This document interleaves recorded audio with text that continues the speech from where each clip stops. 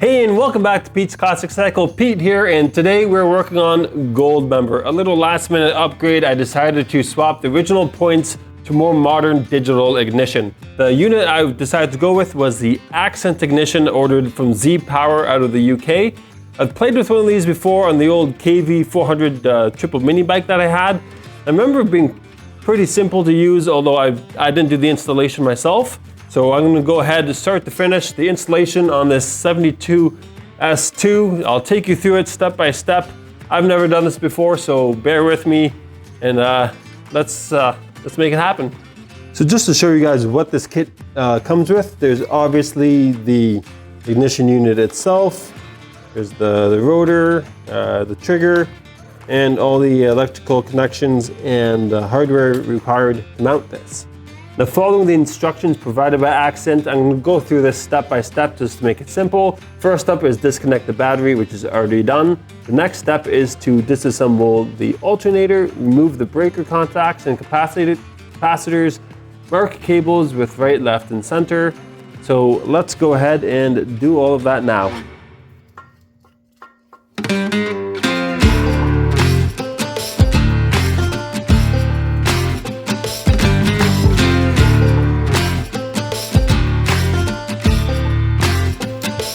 So as you guys can see, I've removed all of the breaker points and capacitors off of, I guess, the face plate here. The next step in the instructions is to thread the supplied brown plus cable through the protective hose of the alternator wire harness. So that is this new brown cable here. I'm supposed to thread it through the main wiring loom, which then left me with the question, what do I do with the other trigger wires for each of the coils?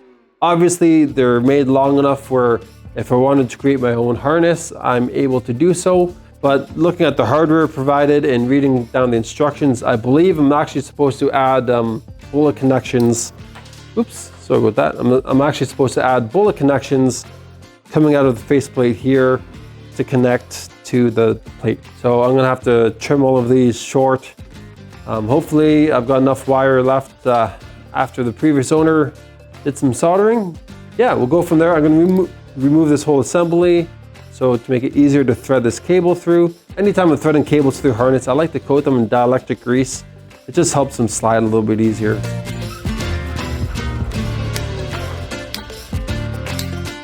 So as you guys can see, I've got this whole assembly removed. I've got the positive cable kind of threaded through, about to start going through the harness.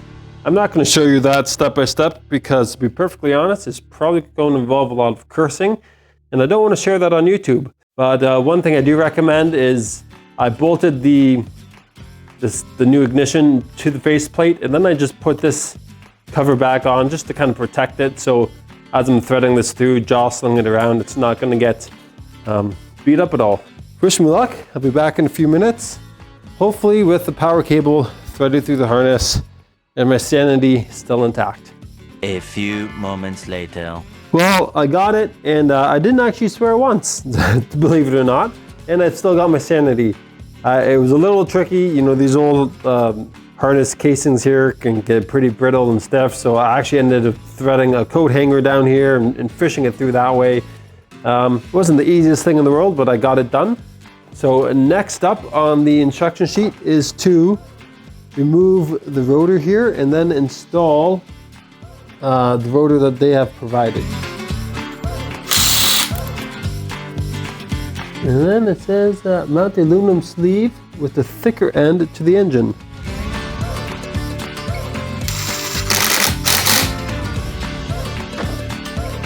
I'll go ahead and tighten that later, but right now it's snug. So the next step is to mount the alternator, so I'm going to go ahead and do that right now.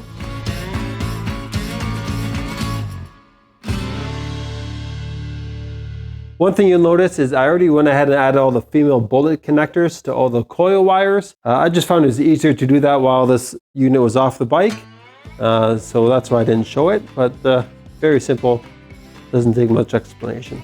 So the next step is to mount the circuit board to the bike with the 3 screws provided. I already added the 1 screw just to hold it in place while I was working on everything, so I'll go ahead and do the other 2 screws right now. So the next step is to go ahead and connect and insulate these cables to the rest of the harness according to their colors. That is why I labeled them all before snipping the wires. So I'll go ahead and do that now and get this all tidied up nice.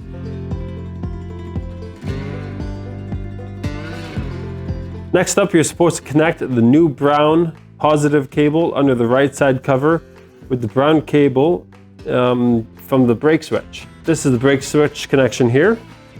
This is the cable coming out of the harness. Now I didn't want to just chop up the original harness at all, so I actually made this little extra little jumper harness thing here. I'm going to go ahead and connect that. So that's all the original wires hooked up.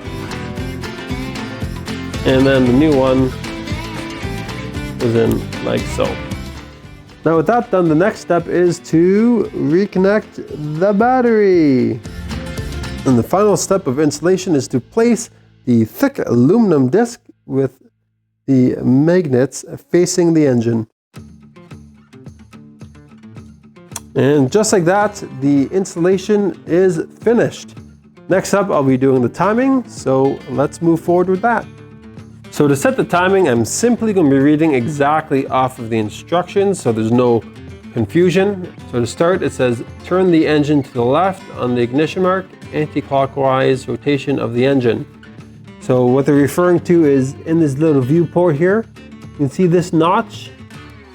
That is the mark that I'm going to be lining up with the left hand mark on the rotor. So it should be coming up soon.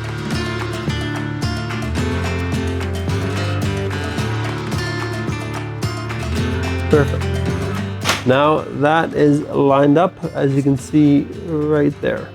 Next off, it says turn the upper part of the cam to the left so that the LED on the base plate lights up and the left ignition mark is on the dash. So I'm going to be looking for this LED right here to light up.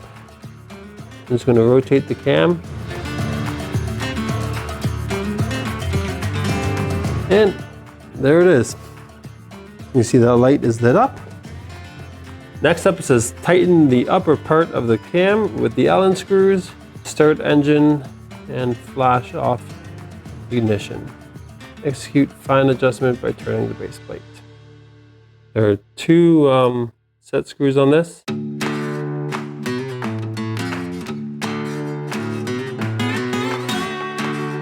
I'm actually going to rotate the motor just so I can get at the other one.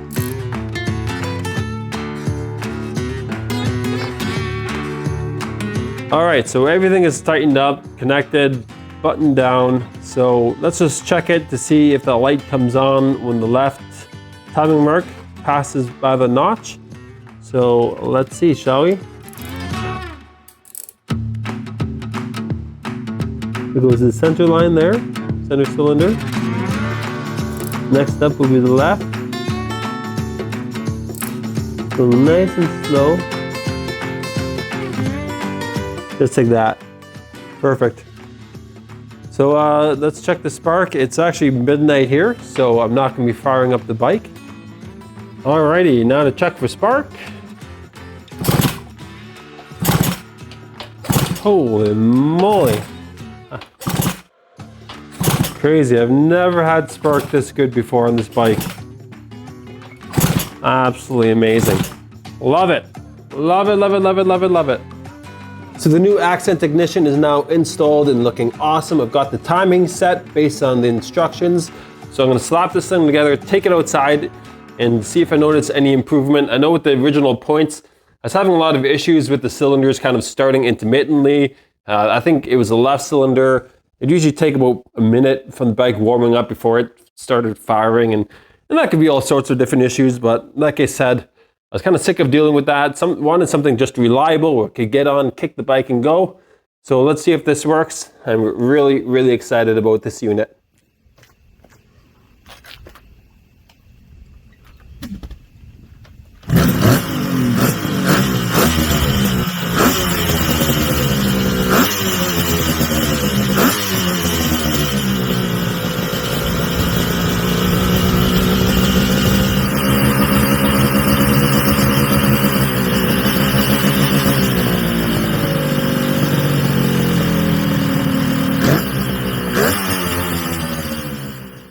So the accent ignition is finished, installed, and tested, and I gotta say, final thoughts, I am more than happy with this unit. It did exactly as it said it would. Tabbing was incredibly easy. Installation took maybe about an hour or so, and that's with really taking my time, making sure everything is done correctly.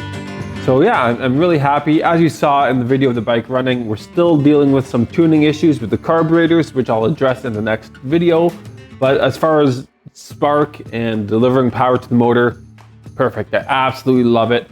I even went back a few days later to double check the timing using a dial gauge in the left cylinder. And yeah, it was all bang on. I was incredibly happy with this unit. So I guess all that's really left to do is put some miles on this thing and really put this ignition to the test, but I don't see any reason why it would fail on me.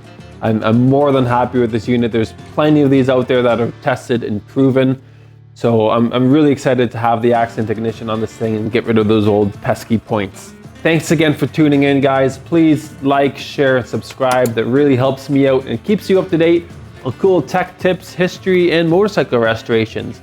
So that's it for me today, and as always, please ride safe.